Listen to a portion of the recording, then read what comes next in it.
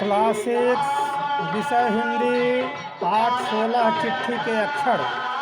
इस पाठ में आधा आप लोगों को पढ़ा चुके थे कि महिपाल जो है वह आ करके जब संपादक से मिलते हैं तो वह देखते हैं कि अब बाएं हाथ से ही उनका लिखावट बहुत सुंदर था। इतने ही में महिपाल सिंह ने जवाब दिए कि शर्मा जी, दाएं बाएं में कुछ फर्क नहीं होता है। जो गुण दाएं हाथ में है वही गुण बाएं हाथ में भी होता है। यह तो व्यक्ति पर निर्भर करता है कि वह किस हाथ से काम करता है।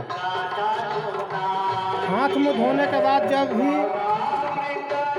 मैं महिपाल सिंह के साथ चाय पीने लगा तो मैंने उनसे पूछा, ठाकुर साहब आप बाएं हाथ से कब से लिख रहे हैं? महिपाल सिंह विचारों में डूब गए, कुछ देर तक सोचते रहे, फिर बोले, इस वर्ष मेरी उम्र 55 वर्ष की है। मैं 40 वर्ष की उम्र तक फौज में था। निशाना मारने में बड़ा तेज था, इसलिए बाएं और दाएं दोनों हाथों से सटीक निशाना मारता था। ये अपना समझा रहे हैं जीवनी की मेरी उम्र जो है 25 वर्ष की है और 40 वर्ष की उम्र तक हमने फौज में नौकरी किया और दोनों हाथ से निशाना बनाने में सटीक निशाना बनता है और निशाना बनाने के बाद मारता है मनुष्य कोई भी। संजोग की बात यह हो गई कि मुझे एक मोर्चे पर जाना पड़ा। मोर्चा का मतलब होता है कि जहाँ लड़ाई का मैदान होगा या कोई जहाँ पर शत्रुओं के साथ संघर्ष करना होता है, तो उस मोर्चे पर उनको जाना हुआ। एक दिन जब शत्रु को अपनी गोलियों की निशाना बना रहे थे तो पास ही एक बम फटा और मेरा दाहिना हाथ कंधे तक उड़ गया। ये समझा रहे हैं कि बगल में बम था और उस बम के आवाज़ से मेरा दाहिना हाथ जो है सो कट गया या फट गया। मैं गिर पड़ा, मुझे अस्पताल में ले गया। महीनों अस्पताल में पड़ा रहा। ये अपना जीवनी बता रहे हैं कि कैसे हाथ कटा। जब अच्छा हुआ तो सरकार ने मुझे पेंशन देकर सेवा से मुक्त कर दिया, यानी नौकरी से इनको मुक्त कर दिया कि भाई अब आराम कीजिए और आपको हम पेंशन देंगे। इसी पेंशन से आपका जीविका चलेगा। कारण कि आप फौज में रहने की जरूरत नहीं है, कारण कि फौज में विकलांग लोग नहीं रह सकते हैं। विकलांग लोगों की वहाँ पर कोई गुंजाइश नहीं है। तो सरकार ने मुझसे सेवा से मुक्त होने पर मैं कौन सा काम करूँ ये सोचने लगे बेचारे। तो उत्तर दिया कि मैं पहले कुछ पढ़ूंगा, लिखूंगा और फिर उसके बाद एक अखबार निकालूंगा। और सरकार ने मेरे पढ़ने लिखने और अखबार निकालने का पूरा इंतजाम कर दिया।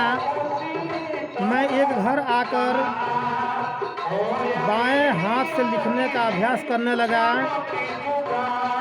मैं घर पर आकर के बाएं हाथ से अपना लिखने का प्रयास करने लगे, कारण कि दाहिना हाथ तो उनका कट चुका था। 4-5 साल तक मैं अभ्यास में ही लगा रहा। कह रहे हैं कि 4-5 तक हम अपने बाएं हाथ से लिखने का प्रयास किया और बहुत दिन से कविताएं लिखी, इससे कहानियां लिखी और लेख भी लिखे। ये सभी चीज़ें मेरे पास मौजूद है। मेरी लिखावट उसी अभ्यास का परिणाम है। जब मैं लिखने में दक्ष हो गया, दक्ष मतलब निपुण हो गए, तो अखबार निकालने लगा। अब आप देख ही रहे हैं कि मैं पूरे 32 पेज का अखबार हर सप्ताह निकालता हूँ।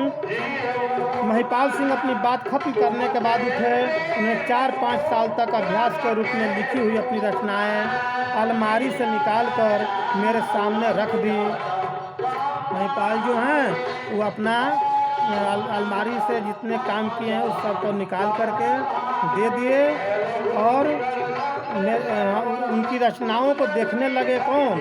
संपादक। और टेढ़े मेढ़े अक्षर, दूर अक्षर, अलग अक्षर, फिर सुधरे हुए और फिर गोल सुंदर अक्षर, तो सांचे में ढले हुए अक्षर। इस तरह से इनका लिखावट में परिवर्तन क्रमशः होते गया और होने के बाद ये बेचारे एक सुंदर राइटर के रूप में, एक सुंदर लेखक के रूप में अक्षर सुंदर बनाने के क्रम में ये संपादक पेपर निकलवाने का काम करने लगे। और ये देख करके ये सब जो हैं मुक्त होकर बोल उठे, ठाकुर साहब आप धन्य हैं, मेरे बचपन में पढ़ा था रसरी आवत जात है सील पे परत निशान। मगर आज अपनी आंखों से प्रत्यक्ष देख लिया। इतना कहने के बाद मैंने महिपाल सिंह से विदा ली। रसरी आवत जात है सील पे परत निशान, इसका अर्थ ये कविता है कबीर दास का कि जिस तरह से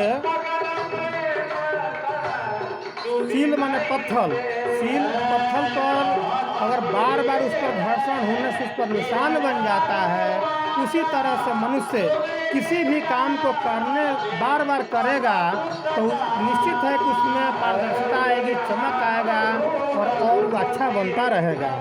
इसलिए मनुष्य को संघर्ष परिश्रम अवश्य करना चाहिए। इस पाठ से यही सीख मिलती है हम लोगों को कि किसी भी काम बड़ा, कोई भी काम बड़ा नहीं होता है और कोई काम छोटा नहीं होता है।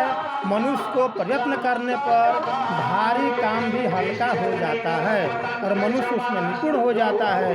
मनुष्य वह करने के लिए प्रयासरत रहेगा तो कुछ भी संभव असंभव नहीं है, सब कुछ संभव है। इसी के साथ मैं इस पाठ को विराम करता हूँ और आज आप लोगों को 15 लेसन का दीर्घोत्तरीय प्रश्नोत्तर लिख करके आप लोगों तक भेज रहा हूँ। इसे आप लोग अभ्यास पुस्तिका में लिख करके अवश्य स्मरण करें ताकि भविष्य में, बहुत निकटतम भविष्य में आप लोगों की परीक्षा भी होगी मार्च में। इसको देखते हुए आप लोग तैयार करें और इस लेसन का, इस 16 पाठ का शब्दार्थ अवश्य नोट करके याद करें। इसी के साथ मैं समाप्त करता हूँ। अगले दिन आप लोगों को इसका प्रश्नोत्तर भेज देंगे।